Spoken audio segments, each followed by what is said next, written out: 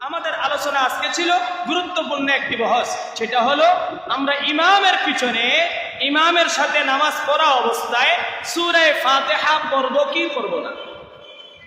এই ব্যাপারে আগে মাথায় রাখতে হবে ভূমিকা হিসাবে। হাদিসের মধ্যে দুই ধরনের হাদিস আসছে, পড়তে হবে পড়তে হবে না। একটি শরীয়তের নীতিমালায় একটি সূত্র আছে, একটি উসুল আছে, একটি বিধান আছে, নীতিমালা আছে। নীতিমালা কি? হ্যাঁ বাচক না বাচক, ইসবাত এবং নফি। হ্যাঁ বাচক এবং না বাচক, ইসবাত এবং নফি যদি টক্র হয়, দ্বন্দ্ব হয়, তখন না বাচককে ছেড়ে দিতে হয়, হ্যাঁ বাচককে ধরে নিতে হয়। যেমন নাকি আপনি নদীতে পুকুরে গিয়েছেন মাছ ধরার জন্য। আমরা ছোট থাকতে নদীতে যাইতাম মাছ ধরার জন্য। বিভিন্ন গাছ দিয়ে গর্তের মধ্যে দিলে মাছ মরে যেত, মাছ তখন বের করতাম ছোট থাকতে। আচ্ছা, এখন প্রশ্ন হলো, একটা গর্তের মধ্যে মাছও ঢুকছে, একটা গর্তের মধ্যে সাপও ঢুকছে, এখন আপনি কি করবেন? হাত দিবেন? জোরে বলেন, বুঝেন না মানে আমার কথা? সাপও ঢুকছে, মাছও ঢুকছে, আমি কি মাছটা ধরার জন্য হাত দিব? কেন? সাপ আছে যে, সাপ আছে যে। তাহলে হ্যাঁ বাচক এবং না বাচক, সাপ হলো না বাচক আর মাছ হলো হ্যাঁ বাচক। তেমনি ভাবে শরীয়তের নীতিমালায় হ্যাঁ বাচক না বাচক কোনো বিধান যদি টক্র হয়, মুনাকাশা হয়, তর্ক বিতর্ক হয়, দ্বন্দ্ব হয়, তখন না বাচককে ছেড়ে দিব, হ্যাঁ বাচকের উপরে কি করব? আমল করব। এখন আসেন, সূরা ফাতিহা পড়ব কি পড়ব না? একজনে বলতেছে না, আরেকজনে বলতেছে হ্যাঁ। জোরে বলেন, একজনে বলে, আরেকজনে বলে হ্যাঁ। এখন আসেন, এই যে এইটা মাথায় রাখবেন। সর্বশেষ কথা, তাহলে হাদিসের মধ্যে সূরা ফাতিহা পড়ার কথাও আছে, পড়ার না কথাও আছে। আমরা আমল কোনটা করব? এখন রাসূল তো আমাদেরকে দ্বন্দ্বে ফেলে দিল। একবার বলছে পড়ো, আরেকবার বলছে পড়িও না। যাব কোন দিকে? আল্লাহর কোরআনকে আল্লাহ রাসূল সাল্লাল্লাহু আলাইহি ওয়াসাল্লাম বলে, আগে শরীয়তের বিধান, মা আতাকুমুর রাসূল ফাখুযু, রাসূল তোমাকে যা দিয়েছে তা ধরো, ওয়া মা নাহাকুম আনহু ফান্তাহু, যা থেকে বিরত থাকতে বলছে তার থেকে বিরত থাকো। ধরবা তো ধরবা, কোনটা ধরবা? আগে আমরা ধরবো ওয়া ইউআল্লিমুহুমুল কিতাবা, আল্লাহ শিক্ষা দিচ্ছে, তোমরা কিতাব আগে ধরবা। ওয়াল হিকমাতা, এরপরে হাদিস ধরবা, এরপরে হাদিসের ব্যাখ্যা ধরবা।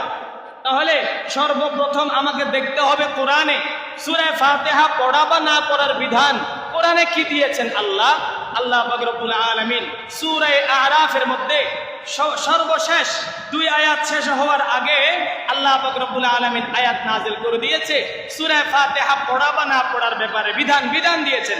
বিধানটা কি? ওয়া ইযা কুরিয়াল কুরআন, আল্লাহ বলেন ওয়া ইযা, যখন কুরিয়াল কুরআন, কোরআন তেলাওয়াত করা হবে, কোরআন পড়া হবে। ওয়া ইযা কুরিয়াল কুরআন, যখন কোরআন পড়া হবে তখন আপনারা কি করবেন? ফাসতামিউ, কান লাগাইয়া শুনো। কান লাগাই শোনার জন্য অন্যদিকে মন নেওয়া যাবে না, কোনো কথা বলা যাবে না, তাহলে কিন্তু ফাসতামিউ হবে না। অন্তরের কান দ্বারাই শোনা, মনোযোগ দিয়ে শোনা। ফাসতামিউ, মনোযোগ দিয়ে শুনো। এরপরে আল্লাহ কি বলেন? ওয়া আনসিতু, চুপ থাকো। কয়টা কথা বলছেন? বলেন না, ধরে বলেন। একটা হলো ফাসতামিউ, আর একটা হলো ওয়া আনসিতু, চুপ থাকবা। কান লাগাই শুনো, চুপ থাকো। আচ্ছা বলেন তো, ফাসতামিউ বলার পরে আল্লাহ তো ওয়া আনসিতু শব্দটা না আল্লাহও পারতেন, কি দরকার? ফাসতামিউর মধ্যে তো চুপ থাকাও আছে, আবার শোনাও আছে, তাহলে ওয়া আনসিতুর কি দরকার? আল্লাহ পাক রব্বুল আলামিন বললেন, বলে ফাসতামিউ, যেই নামাজের মধ্যে কেরাত শোনা যায় সেই নামাজের মধ্যে কেরাত শুনবা, পড়বা না। যেই নামাজের মধ্যে কেরাত শোনা যায় না ওই নামাজের মধ্যেও ওয়া আনসিতু কি থাকবা? জোরে বলেন না, কি থাকবা? চুপ থাকবা। কে বলছে? কোরআন, সূরা আরাফ 204 নম্বর আয়াত। এটার অনেক ব্যাখ্যা আছে।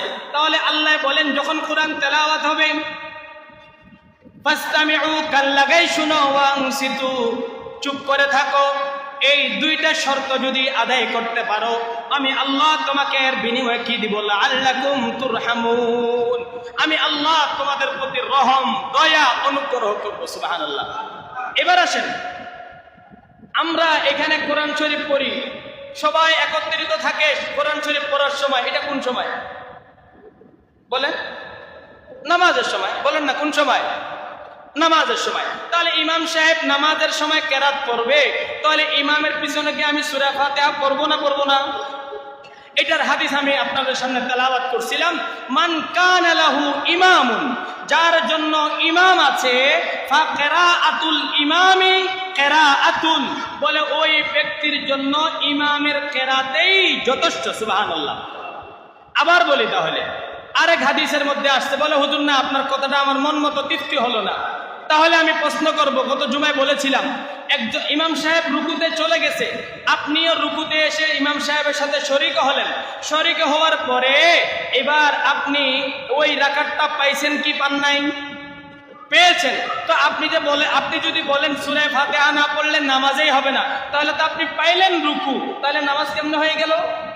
তাহলে বোঝা গেল ইমামের কেরাতেই কেরাত, আমাকে আর নতুন করে কেরাত পড়তে হবে না।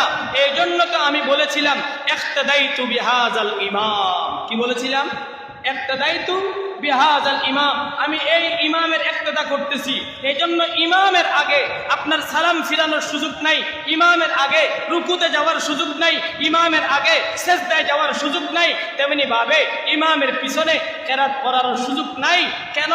বলে প্রথম জমানায় শিক্ষার জন্য, বেশি বেশি করে তেলাওয়াতের জন্য রাসূল বলেছিলেন তোমরা সূরা ফাতিহা পড়বা। মক্কি জিন্দেগির মধ্যে নামাজের মধ্যে কথা বলাও জায়েজ ছিল। কি জায়েজ ছিল? একে অপরকে জিজ্ঞাসা করতো, হে আব্দুর রহমান কয় রাকাত নামাজ হয়েছে? সে বলতো 2 রাকাত। আবার নামাজের মধ্যে কথা বলা জায়েজ ছিল। এর মানে কি হাদিসে আসছে, হাদিস আছে কথা বলা জায়েজ, এটা কি এখন কেউ পালন করে? পরবর্তীতে নিষেধ করে দিয়েছে, খবরদার নামাজের মধ্যে কথা বলতে পারবে না। নামাজের মধ্যে কথা নাই, আগে যা বলছো এগুলা মাপ, এখন আগামীতে আর নামাজে কথা বলা যাবে না। প্রথম আল্লাহ রহিত করছেন কথা বলা যাবে না, এরপরে রহিত করছে ইমামের পিছনে কেরাত পড়া যাবে না। প্রশ্ন হলো লা সালাতা লিমান লাম ইয়াকরা বিফাতিহাতিল কিতাব, তিরমিজি শরীফের হাদিস, বুখারী শরীফের হাদিস, বলে যে ব্যক্তি সূরা ফাতিহা পড়লো না তার তো নামাজই হবে না। তাহলে এই হাদিসের সমাধান কি? আমরা বললাম কোরআন থাকতে, কোরআন এবং হাদিসে যদি সংঘর্ষ লাগে হাদিসকে বাদ দিয়ে দিব, কোরআনের উপরে আমল করব। তারপরও যদি বলেন যে না এই হাদিস মতো আমল করতে হবে, তাহলে আসেন আমরা আমল করি। আমলটা কিভাবে? আপনি যখন একাই নামাজ পড়বেন, একা নামাজ পড়ার সময় যদি আপনি সূরা ফাতিহা না পড়েন, তাহলে আপনার নামাজটা পরিপূর্ণ হলো না।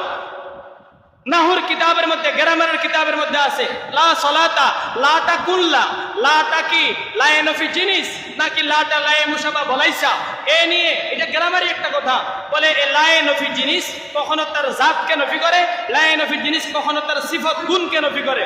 এখানে লা সালাতা নাই সূরা ফাতিহা না পড়লে নামাজ হবে না, এই কথার অর্থ হলো লা সালাতা কামিলান, তোমার নামাজটা পরিপূর্ণ হবে না।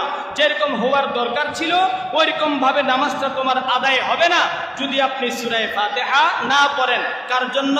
একক ব্যক্তির জন্য। আর যদি ইমামের পিছনে পড়েন তাহলে ইমামের কেরাত আপনার কেরাত যথেষ্ট, আর মুক্তাদিকে কেরাত করতে হবে না। আসেন, এটা একটা গুরুত্বপূর্ণ বহস।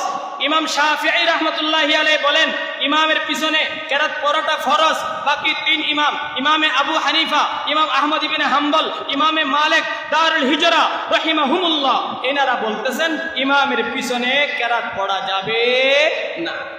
তবে ইমাম মালিক রাহমাতুল্লাহি আলাইহি উনি কিছু তারতম্য করছেন। বলে জেহরি কেরাত, যে 3 ওয়াক্ত নামাজের মধ্যে জোরে কেরাত আছে, এগুলার মধ্যে কেরাত পড়বে না। যেগুলার মধ্যে আস্তে কেরাত, জোহর এবং আসর, এগুলার মধ্যে মুক্তাদি পড়তে পারে, এটাও একটা কথা। তবে ইজমা ঐক্যবদ্ধ হয়েছে এই কথার উপরে, ইমামের পিছনে কেরাত পড়তে হবে না। মাসালা বুঝে আসছে আপনাদের? তাহলে এরপরও যদি কেউ বলে না আমি ওই হাদিস আমি আমল করবো, করেন আপনি, কেউ বাধা দেওয়ার দরকার নাই, মারামারির দরকার নাই। উনি যেহেতু ওইটাই পালন করবে, কোরআনকে বাদ দিয়ে দিবে, কারণ উনি নিজের মাকে বৃদ্ধাশ্রমে দিবে, শাশুড়িকে তার বাড়িতে আনবে, আমাদের কোনো আপত্তি নেই। আল্লাহ পাক রব্বুল আলামিন আমাদেরকে সবাইকে উক্ত কথাগুলা আমল করার জন্য, পালন করার জন্য তৌফিক দান করুক। ওয়া আখিরু দাওয়ানা আলহামদুলিল্লাহি রাব্বিল আলামিন।